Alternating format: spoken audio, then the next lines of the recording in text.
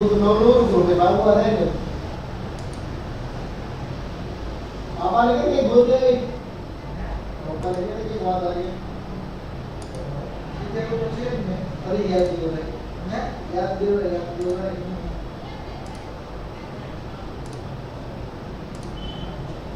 Apa dia nak kau je?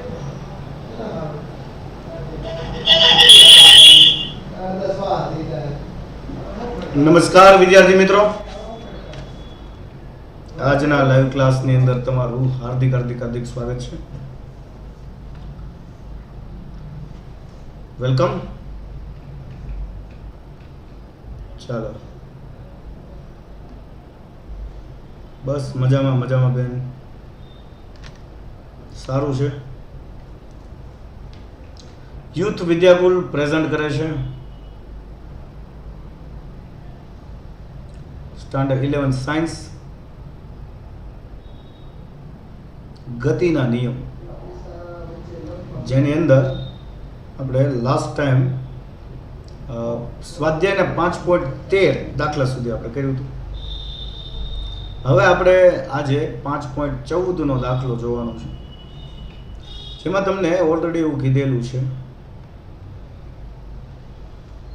ભાઈ, આકૃતિ 5.16 જે આપેલી છે ઓલરેડી, જે અહીંયા આ આકૃતિમાં 4 કિલોગ્રામ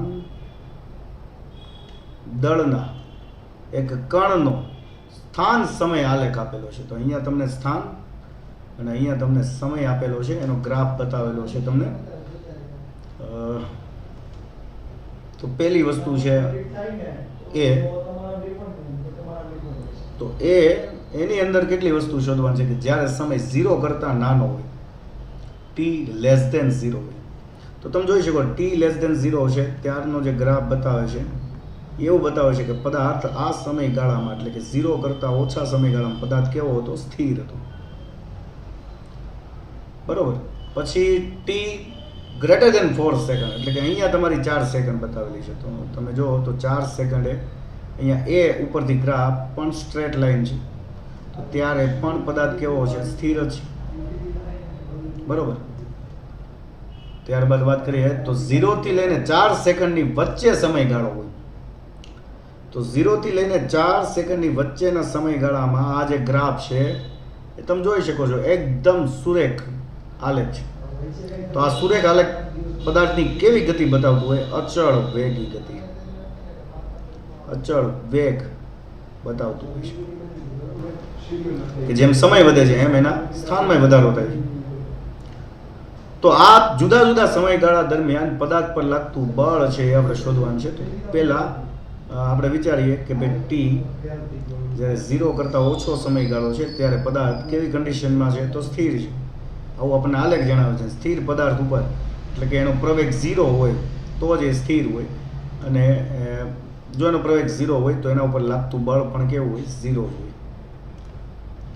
અને જો t>4 સેકન્ડ હોય તો ત્યારે પણ પદાર્થની કન્ડિશન કેવી છે? સ્થિર છે. તો સ્થિર, તો એનો પ્રવેગ વેગમાં થતો ફેરફાર પણ 0 છે, ત્યારે લાગતું બળ પણ 0 છે. હવે સમયગાળો તમને આપ્યો છે 0 થી લઈને સમય t જે સેકન્ડ છે એ 4 થી લઈને 0 ની વચ્ચેનો સમયગાળો હોય, તો પદાર્થ કેવી ગતિ કરતો બતાવેલો છે આલેખમાં? અચળ વેગથી ગતિ કરતો બતાવેલો છે. તો અચળ વેગ હોય એટલે વેગમાં કોઈ ચેન્જ નથી થતો, વેગમાં થતો ફેરફાર 0 છે, તો પ્રવેગ પણ 0 જ હોય, ત્યારે લાગતો બળ પણ 0 જ હોય. ચાલો, આ તમને જે દાખલાની અંદર એ ઓપ્શન આપેલો છે એનું આપણે કેલ્ક્યુલેશન કર્યું. ઓપ્શન બી ની વાત કરીએ તો એમાં એવું કીધું છે કે t=0 સમયે અને t જ્યારે 4 સેકન્ડ કરતાં ઓછો હોય એ સમયે બળનો આઘાત ગોતવાનો છે. તો બળનો આઘાત એટલે કે પદાર્થના વેગમાનમાં થતો ફેરફાર, એ તમને આઘાત બતાવે. તો માનો કે t=0 સમયગાળો, તો અહીંયા છે t=0 નો સમયગાળો. બરોબર છે, t=0 નો સમયગાળો અહીંયા છે. તો એની પહેલાનું જે વેગમાન છે એને ધારો કે હું p1 કહી દઉં, એની પછીનું જે વેગમાન છે p2 કહી દો. ને વેગમાનમાં થતો ફેરફાર તમને t=0 સમયનો બળનો આઘાત આપશે. તો માનો કે અહીંયા વેગમાન, હવે વેગ આપણે શોધવાનો થાય. તો માનો કે t બરાબર 0 ની પહેલાનો જે વેગ છે, બરોબર છે, ત્યારે તો પદાર્થ સ્થિર હતો એટલે એનો વેગ 0 એટલે એનો વેગમાન પણ 0. તો હું t બરાબર 0 માટે ગણું છું તો એનો પ્રારંભિક વેગમાન p1 કેવો છે? 0 છે, બરોબર. પણ p2 0 નથી, કારણ કે અચળ વેગથી ગતિ કરે. વેગ તો છે, વેગ હોય અને તમને દળ આપેલું છે 4 કિલોગ્રામ, બરોબર છે, તો એનો વેગમાન 0 નો હોય. તો એનો 0 પછીનો અચળ વેગ કયો છે? તો તમને સમય આપ્યો છે 4 સેકન્ડ, બરોબર, અને અંતર આપેલું છે 3. તો વેગ મળી જાય કે નહીં? 3/4. તો 0 પછીના સમયગાળા માટે જે વેગ છે એ તમારો 3/4 જેટલો થાય. મતલબ કે આલેખનો ડાળ જ તમને વેગ આપશે. તો પછી p2 તમને મળી જાય કે ન મળી જાય? p2 કેટલો મળશે? mv જેટલો. m તમારો 4 કિલોગ્રામ છે, ગુણ્યા વેગ છે તમારો 3/4. 4 કેન્સલ થઈ ગયું એટલે આ મળી જાય તમારો 3 ન્યૂટન ઇન્ટુ સેકન્ડ જેટલો વેગમાન. હવે બળનો આઘાત તમને મળશે વેગમાનમાં થતો ફેરફાર. વેગમાનમાં થતો ફેરફાર. વેગમાનમાં થતો ફેરફાર કેટલો આવ્યો? તો અંતિમ વેગમાન p2 માઇનસ p1 જેટલો. p2 તમને કેટલો આપ્યો છે? 3 માઇનસ p1 છે 0. તો અહીંયા તમારો જવાબ આવે 3 ન્યૂટન ઇન્ટુ સેકન્ડ જેટલો બળનો આઘાત મળે, જ્યારે t બરાબર 0 નો સમયગાળો હોય ત્યારે. હવે t લેસ દેન 4 સેકન્ડ માટે ગણીએ, બરોબર છે. t તમારું લેસ દેન 4 સેકન્ડ માટે ગણીએ તો હવે 4 સેકન્ડ જ્યાં છે એ સમયગાળા માટે આઘાત શોધવાનો છે. તો માનો કે આને હું p1 કહી દઉં અને આને હું p2 કહી દઉં. હવે કારણ કે 4 સેકન્ડ માટે આપણે ગોતવાનો છે આઘાત. તો હવે p1 તમારો કેટલો છે એ તો આપણે ઓલરેડી p2 જે આગળનો ગોતો એ જ p1 છે, બરોબર છે. અને p2 કેવો છે? પદાર્થ સ્થિર છે. તો હું ડાયરેક્ટલી લઈ લઉં બળનો આઘાત બરાબર અંતિમ 4 સેકન્ડ માટે અંતિમ વેગ p2 છે માઇનસ p1 છે. પણ અહીંયા બીજા કિસ્સા માટે જે આ p1 છે એ તમે પહેલા કિસ્સામાં જે p2 હોય તો એ જ p1 છે. તો અહીંયા આ બની જાય p2 0, કારણ કે સ્થિર છે. માઇનસ p1 કેટલો છે? તો તમે ઉપર ગોતેલો છે p2 છે એ બીજા કિસ્સા માટે p1 છે, તો -3. તો અહીંયા તમારો જવાબ આવશે -3 ન્યૂટન ઇન્ટુ સેકન્ડ જેટલું. ક્લિયર થાય છે? ચલો આગળ આપણે ગણીએ દાખલો. 10 કિલોગ્રામ ને 20 કિલોગ્રામ દળ ધરાવતા બે પદાર્થો છે. 10 કિલોગ્રામ અને 20 કિલોગ્રામ દળ ધરાવતા બે પદાર્થો A અને B ને લીસી સમક્ષિતિજ સપાટી પર રાખી અને એક હલકી દોરીના છેડાઓ સાથે બંનેને બાંધેલા છે. અને એ બંનેથી બનતા તંત્ર ઉપર આપણે F બરાબર 600 ન્યૂટનનું એક સમક્ષિતિજ બળ લગાવેલું છે. તો પહેલા આપણે એનો ડાયાગ્રામ ડ્રો કરી લઈએ કે ભાઈ માનો કે આ તમારી સમક્ષિતિજ સપાટી છે અને એના ઉપર આપણી પાસે બે બ્લોક છે. એક 10 કિલોગ્રામનો છે પહેલો, એને હું M1 કહી દઉં, અને બીજો છે 20 કિલોગ્રામનો જેને હું M2 કહી દઉં. અને બંને વચ્ચે એક હલકી દોરી બાંધેલી છે. આ દોરી છે. આ બની ગયું તમારું M1 M2 તંત્ર, જ્યાં તમને આપેલું છે કે M1 10 કિલોગ્રામ છે અને M2 20 કિલોગ્રામ છે, બરોબર છે. હવે માનો કે આને હું A કહી દઉં અને આને હું B કહી દઉં. M2 વાળા દળને B અને M1 વાળા દળને A કહી દઉં.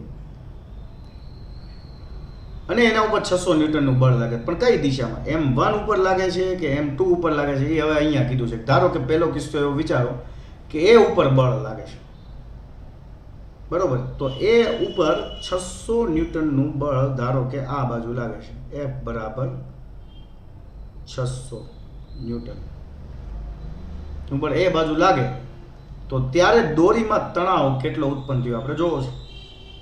તો હવે અહીંયા કુલ બળ તમારી પાસે કેટલું છે? 600. બરોબર. તો હવે આપણે અહીંયા જે શોધવાનું થાય એ પ્રવેગ શોધવાનો થાય. તો પ્રવેગ કેટલો છે? કારણ કે આ બંને તંત્ર દોરી સાથે બાંધેલો, તો જેટલા પ્રવેગથી M1 આગળ ખસે બળની દિશામાં એટલા જ પ્રવેગથી B આગળ ખસે. તો આપણે અહીંયા લઈ લઈએ પ્રવેગ, તંત્રોનો પ્રવેગ. તો પ્રવેગ તમને ખબર છે બળના છેદમાં દળ, પણ અહીંયા કુલ બળ લેવાનું છે, કુલ બળ ના છેદમાં કુલ દળ. કારણ કે તંત્ર ઉપર 600 ન્યૂટન સિવાય બીજું કોઈ જ બળ લાગતું નથી. બરોબર છે. અને અહીંયા સપાટી લીસી આપેલી છે એટલે ઘર્ષણને અવગણી નાખેલું છે. તો કુલ બળ છે તમારું F ના છેદમાં કુલ દળ થશે તમારું M1 પ્લસ M2 જેટલું. તો પ્રવેગ એ બરાબર તમને મળે 600 ના છેદમાં M1 કેટલા છે? 10 અને M2 કેટલા છે? 20. એટલે 10 પ્લસ 20 બની જાય 30. 0 0 કેન્સલ. તો અહીંયા જવાબ આવશે 20. તમારો પ્રવેગ એ મળશે 20 મીટર પ્રતિ સેકન્ડ સ્ક્વેર જેટલું પ્રવેગ.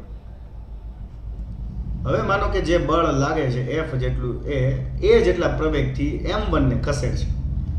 તો F આ બાજુ લાગતું હોય તો દોરીનું તણાવ બળ એનાથી વિરુદ્ધ દિશામાં લાગતું હોય T જેટલું. તો આપણને જે પહેલો કિસ્સો આપેલો છે કે A પર બળ લાગતું હોય ત્યારે તણાવ બળ કેટલું, તો તમે ખાલી આટલા કિસ્સાને ધ્યાનમાં લો કે F આ દિશામાં લાગે છે અને તણાવ બળ એનાથી વિરુદ્ધ દિશામાં લાગતું હોય. તો એના માટે તમારી પાસે સૂત્ર આવે, યાદ કરો પરિણામી બળનું સૂત્ર, કે આ F આ દિશામાં લાગે છે, T એનાથી વિરુદ્ધ, તો પરિણામી બળ કેટલું થાય? F માઇનસ T જેટલું. અને એ જે કાંઈ બળ મળશે એટલા બળથી જે પ્રવેગ ઉત્પન્ન થાય છે તો એ પ્રવેગથી M1 પદાર્થ છે એ ખસતો હોય છે. તો અહીંયા M1 એ આવશે. આ સમજાણું આ સૂત્ર? આ કઈ રીતે આવ્યું એ સૂત્ર સમજાણું? F એ ઉપર આગળની તરફ લાગે છે તો તણાવ બળ એનાથી વિરુદ્ધ દિશામાં લાગતું હોય તો પરિણામી બળ M1 એ જેટલું થાય. કારણ કે એ ઉપર આપણે બળ લગાડીએ છીએ એટલે અહીંયા M1 એ લેવું પડશે. આપણે તણાવ બળ T શોધવાનું છે તો T ને સૂત્રનો કરતા કરું તો F માઇનસ M1 એ થશે. F છે તમારું 600 માઇનસ M1 કેટલું છે તમારી પાસે? 10. અને એ 10 અને પ્રવેગ છે તમારો 20 એટલે એ થઈ જાય 200. 600 માઇનસ 200 એટલે મળી જાય તમારી પાસે 400 ન્યૂટન જેટલું તણાવ બળ દોરીમાં ઉત્પન્ન થતું હોય છે. ક્લિયર છે? ચલો એવી જ રીતે આપણે વાત કરીએ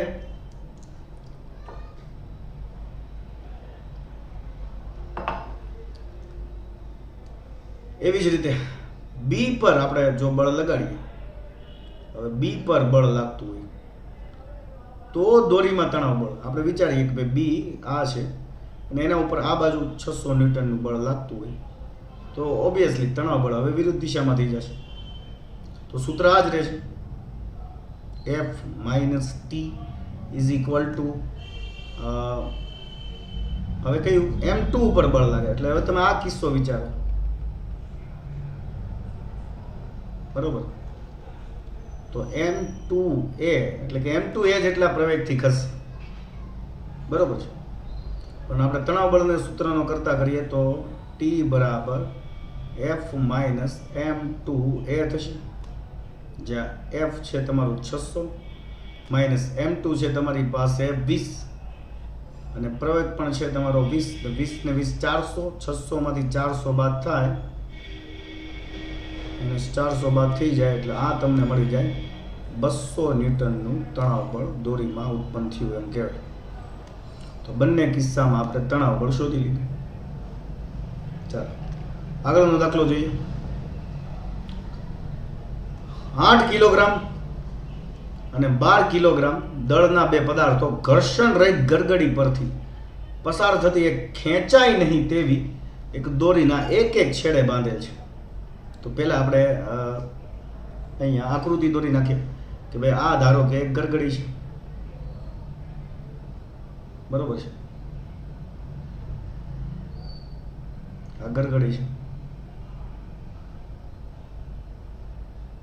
ચાલો હવે એની બંને તરફ આપણે દોરીથી વજન લટકાવેલા છે. મને ક્યાંક આ બાજુ છે અને એક આ બાજુ છે, બરોબર, જેમાં એક 8 કિલોગ્રામ ને એક 12 કિલોગ્રામ છે. તો માનો કે 12 કિલોગ્રામનો જે છે એને હું અહીંયા લટકાવું છું, 12 કેજી વાળો, અને એક 8 કેજી વાળો છે અહીંયા આવશે, 8 કેજી,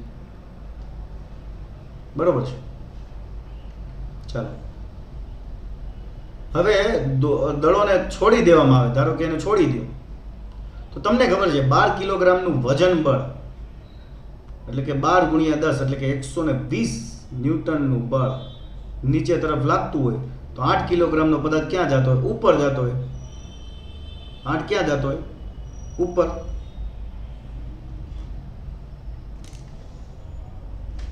ચાલો એક જ મિનિટ, એક જ મિનિટ વિદ્યાર્થી મિત્રો, હું તમને લાઈવમાં એક વસ્તુ દેખાડવા માંગુ છું. એક જ મિનિટ.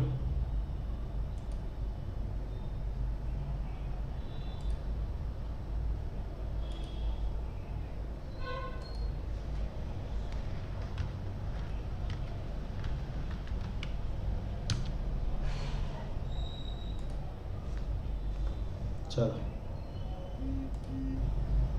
આ બુમરા નામનો જે નંગ છે ભાઈ, બરોબર છે,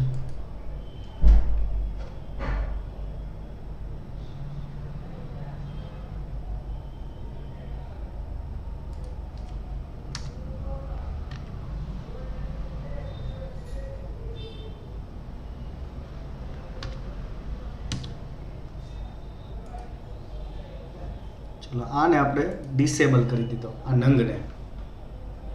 એટલે હવે છે ને કોઈ પણ જાતની પ્રોબ્લેમ નહીં આવે.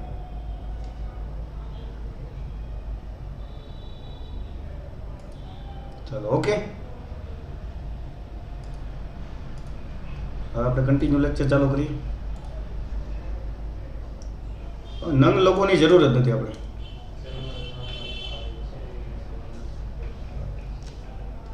ચલો બુમરા લખીને જે આવતો હતો એને આપણે બ્લોક કરી દીધો છે. હવે એની કોઈ પણ જાતની કમેન્ટ્સ કે કોઈ વસ્તુ નહીં આવે. હવે તમને ખબર છે કે 12 કિલોગ્રામનો જો પદાર્થને મુક્ત કરો તો એ નીચેની તરફ જાય તો 8 કિલોગ્રામ વાળો પદાર્થ ઉપરની તરફ ખેંચાય, કારણ કે એક જ દોરીથી બાંધેલો છે. તો માનો કે વજન બળ નીચે લાગતું હોય 120 ન્યૂટનનું. કેમ ખબર પડશે 120? કારણ કે પદાર્થનું વજન દળ છે m1 જેટલું અને ગુરુત્વાકર્ષણ બળ લાગશે g જેટલું, મતલબ કે ગુરુત્વ તો m1g બરાબર તમને મળે 120 ન્યૂટન, જ્યાં g તમારો 10 છે અને m1 છે 12, 12 ગુણ્યા 10 120. તો એવી જ રીતે અહીંયા વજન બળ આનું કેટલું થાય 8, તો અહીંયા 80 થશે, બરોબર છે, જે તમારું થશે m2g જેટલું. ખબર પડે છે? તો બંને દોરીમાં તણાવ બળ તો ઉપરની તરફ જ લાગે, પણ આ ગરગડી બંને તણાવને ક્યાં કરી નાખે? એકબીજાથી વિરુદ્ધ. માનો કે આ જે છે m2g વાળું બળ, તો આ બાજુ લાગશે m2g, તેની વિરુદ્ધ દિશામાં m1g, કારણ કે એનું તણાવ બળ આ બાજુ લાગી જાય તો m1g આ બાજુ લાગશે. આઈડિયા આવ્યો હવે કે બંને એકબીજાની વિરુદ્ધ દિશામાં જ લાગતા, પણ આ ગરગડીને લીધે એ તમને એવું લાગે કે એક જ દિશામાં છે. ચાલો તો હવે સિમ્પલી તમારે તણાવ બળ શોધવાનું છે, તો કોઈ પણ એકને લઈ લો. આપણે આને ગણતરીમાં લઈ લઈએ, ચાલો. પણ આને ગણતરીમાં લેતા પહેલા તમારે પ્રવેગ શોધવો પડે, તંત્રનો પ્રવેગ. તો પ્રવેગ શોધવો છે તો કુલ બળ છેદમાં કુલ દળ લઈ લો. કુલ બળ કેટલું છે? m1g જેટલું નીચે લાગે છે, m2g જેટલું ઉપર લાગે છે. તો m1g જેટલું વજન બળ નીચે માઇનસ m2g એની વિરુદ્ધ દિશામાં છે ઉપર, છેદમાં કુલ દળ થાય m1 પ્લસ m2 જેટલું. તો m1g કેટલું છે આપણે અહીંયા મેળવ્યું 120 માઇનસ m2g કેટલું છે 80 છેદમાં m1 કેટલું છે તમારું 12 પ્લસ m2 છે તમારું 8. તો પ્રવેગ a બરાબર 120 માંથી 80 જાય તો વધે 40 છેદમાં 12 પ્લસ 8 એટલે 20. તો આ કેટલું થાય 2. તો તમારો પ્રવેગ ઉત્પન્ન થાય 2 મીટર પ્રતિ સેકન્ડ સ્ક્વેર જેટલો આ તંત્રનો પ્રવેગ ઉત્પન્ન થાય. તો જો આટલા પ્રવેગથી 12 કિલોગ્રામનો પદાર્થ નીચે જતો હોય તો એટલા જ પ્રવેગથી 8 કિલોગ્રામ વાળો પદાર્થ ઉપર જતો હોય. તો હવે તણાવ બળ શોધી લો કોઈ પણ જગ્યાએથી, ગમે તે જગ્યાએથી શોધી શકો. ધારો કે આને તમે ધ્યાનમાં લીધું છે તો તણાવ બળ ઉપર લાગે છે, m2g જેટલું વજન બળ નીચે લાગે. પણ હવે સમજો કે વજન બળ નીચે લાગે છે પણ છતાંય પદાર્થ એ જેટલા પ્રવેગથી ઉપર જતો તેનો મતલબ કે તણાવ બળ વધુ હોય. તો તણાવ બળ T માઇનસ m2g થાય બરાબર m2 વાળો પદાર્થ એ જેટલા પ્રવેગથી ખસતો હોય. તણાવ બળ જોતું છે તો T બરાબર m2a પ્લસ m2g થાય. એમાંથી m2 ને કોમન કાઢી લો તો a પ્લસ g થાય, જ્યાં a તમારો 2 છે અને m2 છે તમારું 8 કિલોગ્રામ. તો 8 કૌંસમાં a તમારો છે 2 જે તમે અહીંયા મેળવી લીધો છે, 2 પ્લસ g લીધો છે તમે 10, તો 12 અઠ્ઠા 96 થાય. 8 કૌંસમાં અહીંયા 12 થશે, 12 અઠ્ઠા 96 ન્યૂટનનું તણાવ બળ ઉત્પન્ન થાય. જો તમે બીજી બાજુથી પણ ગણવા માંગતા હોય તો એ આટલું જ થાય. મતલબ કે તમે આને ધ્યાનમાં લો, આને તો પણ હું તમને સૂત્ર આપીને સમજાવી દઉં કે માનો કે હવે પદાર્થનું વજન બળ નીચે લઈ જાય છે તો m1g વધારે છે માઇનસ તણાવ બળ એને ઉપરની તરફ ખેંચવાનો પ્રયત્ન કરે છે માઇનસ t બરાબર આ બીજી રીત છે. તો પણ તમે મેળવી શકો. તો પદાર્થમાં કેટલો પ્રવેગ ઉત્પન્ન થશે a જેટલો, અને પદાર્થનું દળ કેટલું છે m1, તો m1 a જેટલા પ્રવેગથી ખસતો છે. તો એમાં પણ તમને તણાવ બળને આ બાજુ લઈ જાઓ, તણાવ બળને સૂત્રનો કરતા કરો તો m1g માઇનસ m1a થશે, જેમાં m1 ને કોમન કાઢી લો. g તમારો છે 10 માઇનસ પ્રવેગ a છે તમારો 2, 10 માઇનસ 2 એટલે કે 8 અને m1 છે તમારું 12. તો t બરાબર 12 કૌંસમાં 8 આવશે, 12 અઠ્ઠા 96 થશે. તો અહીંયા પણ 96 ન્યૂટન જ મળે, કોઈ નવું નહીં મળે. તો આ બે રીતે તમે ગણતરી કરી શકો ભાઈ.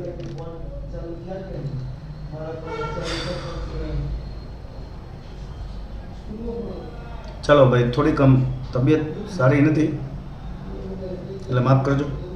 આગળ વાત કરીએ 5.17 નો જે દાખલો છે. પ્રયોગશાળાની નિર્દેશ ફ્રેમમાં એક ન્યુક્લિયસ સ્થિર છે. તો માનો કે આ કોઈ ન્યુક્લિયસ છે એ સ્થિર છે. તો માનો કે એ સ્થિર છે, પછી તમે એના ઉપર ન્યૂટનનો મારો ચલાવો છો એટલે એના બે નાના નાના ન્યુક્લિયસમાં વિભંજન થઈ જાય છે. તો વિભંજનની ઘટના તમે જોઈ ગયા કે ન્યુટ્રોનનો મારો ચલાવો એટલે એના બે અલગ અલગ દળ, માનો કે એક ટુકડો છે એ m1 દળનો થઈ ગયો અને બીજો ટુકડો છે એ m2 દળનો થઈ ગયો, બરોબર છે. તો તમારે દર્શાવવાનું છે કે નિપજો વિરુદ્ધ દિશામાં ગતિ કરે છે. એટલે આ નિપજ છે બંને, આ બંને જે ટુકડા છે એ નિપજ કહેવાય. તો માનો કે એક આ બાજુ v1 જેટલા વેગથી ગતિ કરતો હોય તો આ v2 જેટલા વેગથી ગતિ કરતો છે. તો માનો કે જ્યારે ન્યુટ્રોનનો મારો નહોતો ચલાવ્યો, જ્યારે ન્યુક્લિયસ સ્થિર હતો ત્યારનું સ્થિર હોય ત્યારનું એનું વેગમાન માનો કે એને હું p1 કહી દઉં તો એ કેવું છે 0, કારણ કે પદાર્થ સ્થિર છે, દળ ગુણ્યા વેગ જ 0 છે તો પ્રારંભિક વેગમાન 0 છે.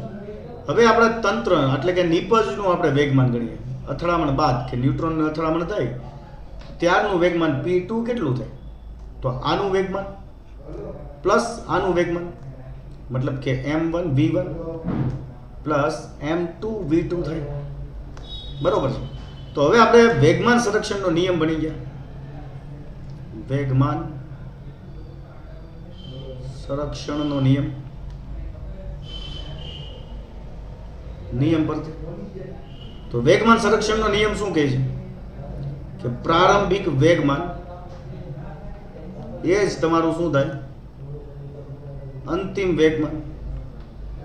તો તમારું પ્રારંભિક વેગમાન p1 જેટલું છે, અંતિમ વેગમાન p2 જેટલું છે, પણ પ્રારંભિક વેગમાન p1 કેટલું છે 0, પદાર્થ સ્થિર હતો શરૂઆતમાં, અને p2 કેટલું મળે છે તો m1 v1 plus m2 v2. ધારો કે આપણે કોઈ એકનો વેગ ગોતીએ તો m1 v1 ને તમે બરાબરની આ બાજુ લઈ જાઓ તો એ થઈ જશે માઇનસ m1 v1 બરાબર આ બાજુ રહેશે m2 v2. આગળ વાત કરીએ તો v1 ને સૂત્રનો કરતા કરું તો v1 બરાબર આ માઇનસ m1 ને હું બરાબરની આ બાજુ લઈ જાઉં નિશાની સાથે, છે તો ગુણાકારમાં પણ આ બાજુ જાય તો માઇનસ નિશાની આપણે હંમેશા અંશમાં લખીએ તો m2 તો હતું જ, છેદમાં m1 આવી જાય ઇન્ટુ v2 થઈ જશે. તો તમે અહીંયા ગણતરી દ્વારા સાબિત કરી દીધું કે v1 નો જે વેગ હશે એનાથી વિરુદ્ધ દિશામાં v2 નો વેગ હશે, કારણ કે અહીંયા માઇનસ નિશાની આવી ગઈ. તો બંનેના વેગ એકબીજાની વિરુદ્ધ દિશામાં છે એ તમે સાબિત કરી દીધું. અને આ સૂત્ર પણ તમને મોસ્ટ આઈએમપી છે, આગળના દાખલામાં કામમાં આવશે. એટલે ત્યારે પછી સાબિત આટલી પ્રોસેસ કરીને અહીંયા સૂત્ર સુધી સાબિત ન કરવું પડે. આ સૂત્ર તમે યાદ રાખી લો એટલે તમને દાખલામાં પણ તમને આવડી જાય. બરોબર છે? હાલો, મારો અવાજ ક્લિયર સંભળાય છે? હાલો, ઓકે. હવે 5.18 નો જે દાખલો છે એમાં તમને એવું કીધું કે 0.05 કિલોગ્રામ દળના 2 બિલિયર્ડ બોલ બરોબર છે 6 મીટર પ્રતિ સેકન્ડની ઝડપથી ગતિ કરતા કરતા અથડાય છે અને તેટલી જ ઝડપથી પાછા ફેંકાય છે. તો દરેક બોલે એકબીજા ઉપર લગાડેલો બળનો આઘાત શોધો. તો માનો કે તમારી પાસે એક બિલિયર્ડ બોલ છે આ બરોબર છે કે જેનું દળ 0.05 કિલોગ્રામ છે, અને બીજો બિલિયર્ડ બોલ છે એ પણ 0.05 કિલોગ્રામનો જ છે બરોબર છે, પણ બંનેની ઝડપ એ સરખી છે. આવે ત્યારે ઝડપ માનો કે 6 મીટર પ્રતિ સેકન્ડ જેટલી છે અને અથડામણ બાદ પણ એની ઝડપ 6 મીટર પ્રતિ સેકન્ડ જ છે, દળ પણ એટલું જ. તો માનો કે આ દળો આના ઉપર બીજા ઉપર જેટલું બળ લગાડશે એટલું જ બળ બીજો છે પહેલા ઉપર લગાડશે ન્યૂટનના ગતિના ત્રીજા નિયમ મુજબ. તો તમે કોઈ એક દડાનો બળનો આઘાત શોધી લો એટલો જ બીજાનો છે પણ વિરુદ્ધ દિશામાં છે, કે પેલો બીજા ઉપર લગાડે તો બીજો પહેલા ઉપર લગાડે છે. બળ કેવું હોય છે? બળનો આઘાત એકબીજાની વિરુદ્ધ દિશામાં લાગતો હોય છે. તો માની લો કે આ જે હું ડાયરેક્શન લઈ લો, બળ વેગ પણ સમાન છે, તો આને મેં માઇનસ કીધી તો આ એની વિરુદ્ધ દિશામાં જાય છે એટલે આ પ્લસ હશે. આ માનો કે પ્રારંભિક વેગ છે, આ ધારો કે તમારો અંતિમ વેગ થયો બરોબર છે. તો હવે માનો કે હું દડા એકનું, અત્યારે આપણી પાસે 2 દડા છે અને બંને દડાના દળ સમાન છે, વેગ પણ સમાન છે, તો આને મેં દડો 1 કીધો, આને મેં દડો 2 કીધો. તો દડા 1 વડે 2 ઉપર લાગતું બળ આપણે શોધી લઈએ બરોબર છે. દડા 2 વડે 1 પર લાગતું જે બળ છે એ વાસ્તવમાં બળનો આઘાત જ બનશે, કારણ કે સમય નથી આવ્યો એટલે સમયને તમે 1 સેકન્ડ લઈ લો કે અચળ ધારી લો તો f × t એટલે તમે જે આ સૂત્ર ભણ્યા f બરાબર ડેલ્ટા p ના છેદમાં ડેલ્ટા t. આ ડેલ્ટા t ને અહીંયા લઈ જાઓ તો f × ડેલ્ટા t બરાબર ડેલ્ટા p. તો આને આપણે બળનો આઘાત કહીએ. એ વાસ્તવમાં કોના જેટલો થાય? વેગમાનમાં થતા ફેરફાર જેટલો બરોબર. ધારો કે ડેલ્ટા t 1 સેકન્ડ લીધો છે તો f × 1 સેકન્ડ એટલે કે f જ કહેવાય. તો અહીંયા f = ડેલ્ટા p લઈ લેવાનું છે, કારણ કે સમય નથી આપ્યો અને બળનો આઘાત શોધવાનું કીધું તો આપણે સમયને આપણે 1 સેકન્ડ જેટલો ધારી લઈએ. તો દડા 2 વડે 1 પર લાગતું જે બળ છે f × ડેલ્ટા t, જે બળનો આઘાત મેળવો આપણને એ વાસ્તવમાં ડેલ્ટા p જેટલો થશે. તો ચાલો ડેલ્ટા p એટલે કે વેગમાનમાં થતું ફેરફાર, અંતિમ વેગમાન માઇનસ પ્રારંભિક વેગમાન. તો અહીંયા એમ આપણે નિશાની ઓકે આવી રીતે લઈ શકીએ. જો માનો કે આને મેં આપણા ટેક્સ્ટ બુક મુજબ રહી એટલા માટે કરું છું. માનો કે આ ધન x અક્ષની ડાયરેક્શનમાં છે એટલે આ +6 છે અને આ -6 છે. તો હવે હું લઈ લઉં કે m v - m v0 આ અંતિમ વેગમાન છે આ દડાનું પ્રારંભિક વેગમાન છે, એમ અચળ છે, તો v માઇનસ v0 લઈ લો. એમ તમારું છે 0.05 કિલોગ્રામ. v તમારી પાસે કેટલો છે? -6 જેટલો છે. માઇનસ v0 કેટલો છે? 6 જેટલો. તો માઇનસ માઇનસ પ્લસ થઈ જાય, તો -12 થઈ જાય. 0.05 કૌંસમાં -12 થઈ જાય. બરોબર છે. 12×5 = એટલે બની જાય 0.6 માઇનસ ડાયરેક્શનમાં ન્યૂટન ઇન્ટુ સેકન્ડ જેટલો પેલા દડા ઉપર બીજા વડે લાગતો બળનો આઘાત મેળવો. બળનો આઘાત મેળવો. બરોબર. પેલા દડા ઉપર બીજા વડે લાગતો બળનો આઘાત તમને મળી ગયો. તો સિમ્પલ વસ્તુ છે. ન્યૂટનના ગતિના ત્રીજા નિયમ ઉપર જેટલો બીજો દડો પેલા ઉપર આઘાત લગાડે એટલું જ પેલા દડા વડે બીજા પર લાગશે, પણ વિરુદ્ધ દિશામાં. તો બળનો આઘાત એટલો જ રહેશે. બળનો આઘાત એટલો જ રહેશે, પણ હવે ડાયરેક્શન બદલાઈ ગઈ એટલે +0.6 ન્યૂટન ઇન્ટુ સેકન્ડ મળશે. દાખલામાં ખબર પડી? ખ્યાલ આવ્યો કે નહીં? હાલો,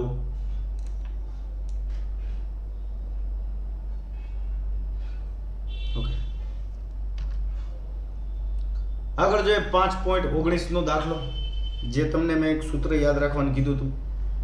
બસ એ સૂત્ર ઉપરથી ડાયરેક્ટ જવાબ મળી જશે, ગણતરી લાંબી કરવી નહીં પડે. 100 ગ્રામ દળની ગંજ. તો માનો કે એને હું m1 કહી દઉં, તો m1 બરાબર કેટલું આપ્યું છે? 100 કિલોગ્રામ. અને 0.020 કિલોગ્રામ દળનો એક શેલ છે. શેલ એટલે કે બંદૂકની ગોળી. તો એને હું કહી દઉં m2 છે, તમને આપ્યો છે 0.020 કિલોગ્રામનો. હવે શેલ ફોડવામાં આવે છે, તો ગનની નાળમાંથી જ્યારે એ ગોળી બહાર આવે છે ત્યારે શેલની ઝડપ આપી છે, ગોળીની ઝડપ. તો m2 જે છે એ શેલ છે. હું અહીંયા લખી દઉં, આ શેલ માટે ગણતરી કરી છે અને આ બંદૂક માટે ગણતરી કરી છે, ગન માટે. તો ઝડપ કોની છે? શેલની. તો જો એનું દળ m2 હોય તો એનો વેગ કેટલો હોય? v2. અને v2 તમને કેટલો આપ્યો છે? 80 મીટર પ્રતિ સેકન્ડ જેટલો. તમારે ગનની ઝડપ શોધવાની છે, મતલબ કે v1 શોધવાનું છે. કેટલી છે એ નથી ખબર, તો સિમ્પલ સૂત્ર લઈ લો. અંતિમ વેગમાન બરાબર પ્રારંભિક વેગમાન, જેમાં પ્રારંભમાં બે સ્થિર હતા. બરોબર છે.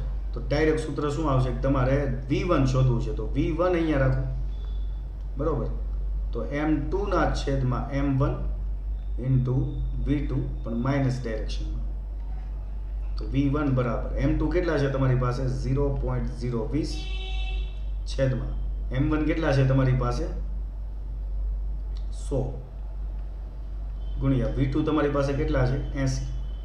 આ બધાનું કેલ્ક્યુલેશન કરો એટલે v1 ની વેલ્યુ તમને માઇનસ ડાયરેક્શનમાં, એટલે કે માઇનસ ડાયરેક્શન તમને એવું બતાવશે કે 0.016 આવશે જવાબ તમારો. 0.016 મીટર પ્રતિ સેકન્ડ જેટલું. કે ભાઈ ગોળી શેલ જે દિશામાં છે એનાથી વિરુદ્ધ દિશામાં ગનની ઝડપ હશે. માઇનસ ડાયરેક્શન તમને આવું બતાવે છે. ક્લિયર થયું? સમજાણો? ચાલો હવે આપણે આગળ વાત કરીએ 5.20 નો દાખલો. ઓકે. હવે એક બેટ્સમેન એક બોલનું તેની 54 કિલોમીટર પ્રતિ કલાકની પ્રારંભિક ઝડપમાં બદલાવ લાવ્યા સિવાય 45ના કોણે એને આવર્તન કરાવે છે, એટલે કે એનું ડિફ્લેક્શન કરાવે છે, એટલે કે એનો પાછો વાળે છે. તો બળનો આઘાત કેટલો? અને દળ તમને આટલું આપ્યું છે. તો પહેલી વસ્તુ, બળનો આઘાત તો ઇઝીલી મળી જાય. દળ છે તમારી પાસે, એનો વેગ છે, દળ ગુણ્યા વેગ એટલે વેગમાન કહેવાય. તો એ વેગમાન જ તમને બળનો આઘાત આપે. પહેલી વસ્તુ શોધી લઈએ, બળનો આઘાત. બળના આઘાત માટે જોઈએ વેગમાન. જો કે જોઈએ વેગમાનમાં થતો ફેરફાર, કારણ કે પ્રારંભમાં એ સ્થિર હતો એવું માનીને આપણે જો એનો વેગમાનમાં થતો ફેરફાર શોધી લઈએ. બરોબર, કારણ કે પ્રારંભની કોઈ સ્થિતિ નથી આપી. તો વેગમાનમાં થતો ફેરફાર શોધવા માટે પણ અહીંયા ઝડપ તમને કેટલી આપી? 54 કિલોમીટર પ્રતિ કલાક. તો પહેલાં તમે એને ફેરવી નાખો મીટર પ્રતિ સેકન્ડ, તો બહુ ઇઝીલી મળી જાય. v બરાબર આ જે 54 છે એને ગુણ્યા 5/18 કરો એટલે મળી જાય મીટર પ્રતિ સેકન્ડમાં. આ તમને કીધું જ છે. 18 તેરી 54 થાય, બરોબર છે, અને 5 તેરી 15 થઈ જાય. તો 15 મીટર પ્રતિ સેકન્ડ જેટલો એનો વેગ હશે. આટલા વેગથી એમ દળનો પદાર્થ ગતિ કરતો હોય તો વેગમાનમાં થતો ફેરફાર વાસ્તવમાં તમને કેટલો મળ્યો? 0.15 ગુણ્યા વેગ છે એનો 15, બરોબર છે, જે તમે mv ઉપરથી લીધેલું છે. તો આનો જવાબ તમને મળશે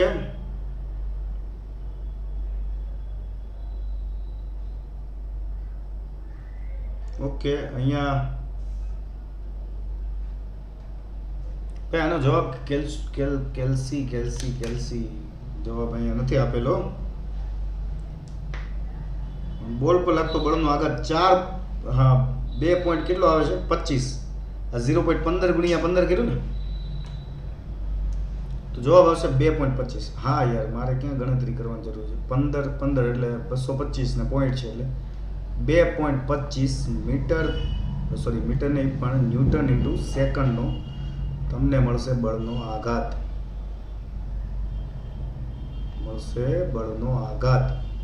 ન્યૂટન ઇન્ટુ સેકન્ડ જેટલું. ક્લિયર થયું? ચાલો હવે અહીંયા ખાસ ધ્યાન આપજો.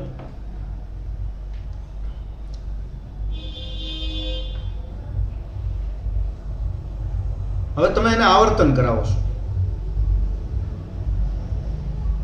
ઓકે, હવે બીજું કાંઈ આપેલું તો નથી વધારાનું. તમને દર્પણમાં કે એમાં કોઈમાં આપેલું હોય તો તમારે એની દિશા વાસ્તવમાં શોધવાની થાય. તો દિશા કઈ રીતે શોધાશે? તો માનો કે બેટ્સમેન એક બોલ, માનો કે આ બેટ છે અને દડો અહીંયા આવે છે શરૂઆતમાં, અથડાઈને અહીંયા જાય છે, બરોબર છે.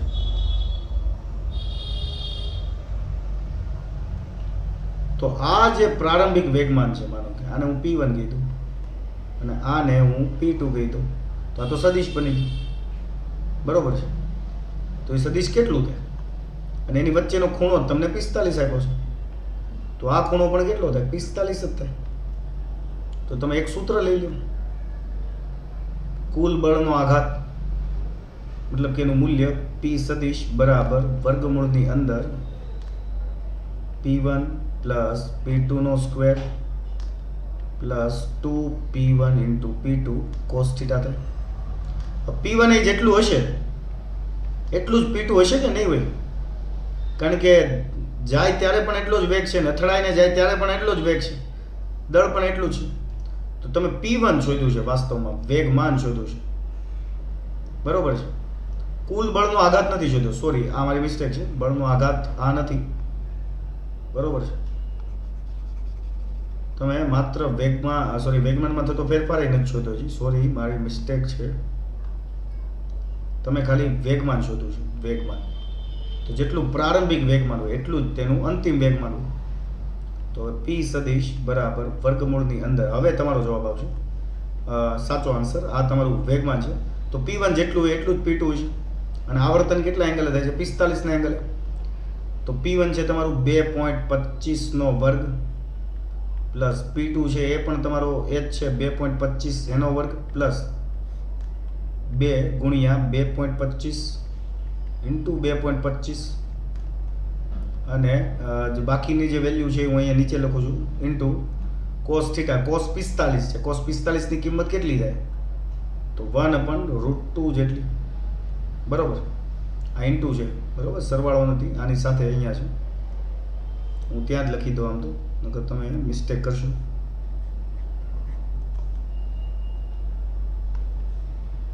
ઇન્ટુ 1/√2. હવે આ બધાનું કેલ્ક્યુલેશન કરશો તો તમને જવાબ મળશે 4.2 ન્યૂટન ઇન્ટુ સેકન્ડ જેટલું. પણ કઈ દિશામાં? તો આ બંનેનો પરિણામ કઈ દિશામાં? આ દિશામાં. તો એ તમને ઋણ આ અક્ષની ડાયરેક્શન કહેવાય. ક્લિયર થયું આખી વાત? તો એ 4.2 ન્યૂટન ઇન્ટુ સેકન્ડ વેગમાનમાં થતો ફેરફાર તમને મળશે. ક્લિયર થયું? ઓકે. તો હવે એની પછી કોઈ દાખલો છે? ઓકે. હવે દોરીના એક છેડે બાંધેલા 0.25 કિલોગ્રામ દળના પથ્થરને સમક્ષિતિજ સમતલમાં 1.5 મીટર ત્રિજ્યાના વર્તુળમાં 40 રિવોલ્યુશન પર મિનિટની ઝડપથી ઘુમાવવામાં આવે છે. તો દોરીમાં તણાવ કેટલું હશે? જો દોરી મહત્તમ 200 ન્યૂટનનું તણાવ ખમી શકે તેમ હોય તો કેટલી મહત્તમ ઝડપથી પથ્થરને ઘુમાવી શકાય? આ દાખલો હું તમને હોમવર્કની અંદર આપું છું. થોડુંક હિન્ટ આપી દઉં. માનો કે તમે એક દોરીથી એક પથ્થરને વર્તુળાકાર માર્ગમાં મતલબ કે દિશામાં ફેરવો છો. તેનો વેગ કેટલો? તેનો વેગ કેટલો તમને 40 રિવોલ્યુશન પર મિનિટ આપ્યું છે. એટલે કે એક રિવોલ્યુશન, બરોબર, એટલે કે 40 રિવોલ્યુશન પૂરા કરતા એને 1 મિનિટ લાગે છે. અને ત્રિજ્યા તમને આપી છે 1.5 મીટરની, બરોબર. તો એ એક રિવોલ્યુશન પૂરું કરે તો એને કાપેલું અંતર કેટલું છે? 2πr જેટલું. તો વેગ આવશે 2πr. પણ આવા 2πr કેટલી વખત કાપે છે? 40 વખત. છેદમાં 1 મિનિટ તો અહીંયા 60 સેકન્ડ લઈ લો તો તમને v મળી જશે મીટર પ્રતિ સેકન્ડ. હવે v મળી જાય છે તો તમને ખબર છે તણાવ બળ શોધવું હોય. માનો કે દોરીનું તણાવ બળ આ બાજુ હોય તો એને સમતોલતું કેન્દ્ર ત્યાગી બળ mv²/r જેટલું અહીંયા લાગતું હોય તો તણાવ બળ T બરાબર mv²/r. તમે v અહીંથી શોધી લીધો છે. m તમને ઓલરેડી 0.25 કિલોગ્રામ આપેલો છે ને r તમને ત્રિજ્યા આપી છે 1.5. કિંમત મૂકો એટલે T મળી જશે, બરોબર. તણાવ બળ મળી જશે. મહત્તમ તણાવ બળ જોતું હોય તો ધારો કે આ તણાવ બળને તમે મહત્તમ ગણો, બરોબર. તો T મેક્સિમમ બરાબર mv² મેક્સિમમ ના છેદમાં r. તો તમે r તમે અહીંયા કેટલી મહત્તમ ઝડપથી પથ્થરને ઘુમાવવો જોઈએ તો એ તમારે આ v મેક્સિમમ શોધવાનો થાય. અને અહીંયા તમારો દાખલો પૂરો થાય. હસ્તીબેન મજા નહોતી એટલે આજે નહોતો આવ્યો. ચાલો તો અહીંયા આપણે આ લેક્ચરને પૂરો કરીએ છીએ. 5.21 અને મારા ખ્યાલથી 5.22 બે દાખલાઓ છે અને એ તમને હોમવર્કમાં આપું છું, બરોબર. 5.22નો દાખલો પણ ઇઝી છે, હોમવર્કની અંદર ટ્રાય કરજો, બરોબર. તો આ બંને દાખલા હોમવર્કમાં ગણવાના છે. કાલે આપણે ચેપ્ટર નંબર 6 થી શરૂઆત કરીશું. વિદ્યાર્થી મિત્રો આવજો. લેક્ચરને અહીંયા પૂરો કરીએ છીએ. બાય. જય હિન્દ, જય ભારત.